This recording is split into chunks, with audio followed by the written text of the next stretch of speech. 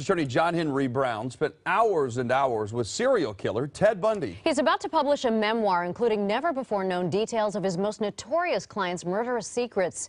C.R. Douglas sat down with Brown recently in a very candid interview, and he joins us now with the story. C.R.? Maria, before his execution in 1989, Ted Bundy confessed to authorities to killing 30 women in 7 states. But as you're about to hear, his attorney John Henry Brown tells us that's not the whole story. Ted told me things that he's never told anybody before, and they will be in my memoir when it comes out. But like? Ted, well, like he told me he killed more than 100 people, and not only women, which that's new. That's never been known. You're the first person I've ever told that to. But it's in my book. Men were his victims? One. His first. Were you ever scared of him? Yes. Really? Yeah, well, and actually kind of got more scared after putting things together the last couple of years, writing about it. And I was talking to people who introduced me to Ted and how I got involved with Ted. And I now believe that Ted actually chose me. And but I found out that he researched me. He knew where I lived. He knew what kind of clothes I had. He knew what kind of cars I had. He knew. And the women I was dating were the same kind of women that he was murdering. I mean, it was really, so now I've kind of put this together recently. And that's creeps me out a lot, because I had also lost a woman friend to a murder.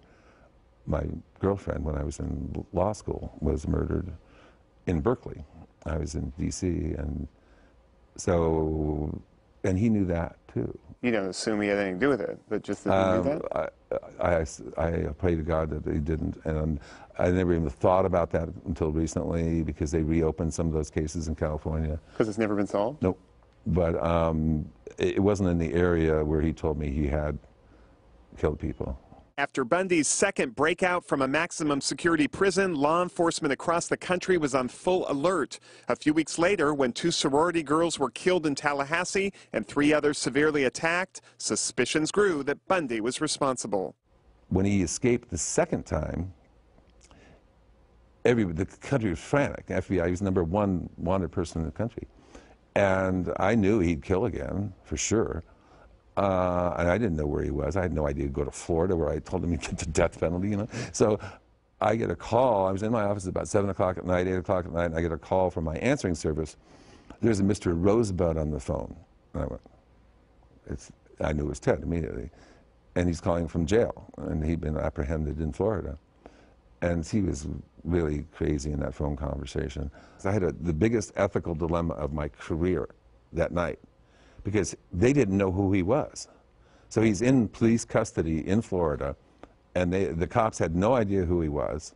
And he's calling me, and I know it's Ted Bundy, and I know if they don't figure out who he is, and if they release him, because he was just arrested for, suspicious, or something, right, that they'd release him, and he'd probably kill other people. So it was the biggest ethical dilemma of my life. I mean, do I call somebody and say, it's Ted Bundy? But see, ethically as a lawyer, I'm not allowed to do that. So you didn't? I didn't, but I almost did. And then the next day, it was figured out that it was Ted, so.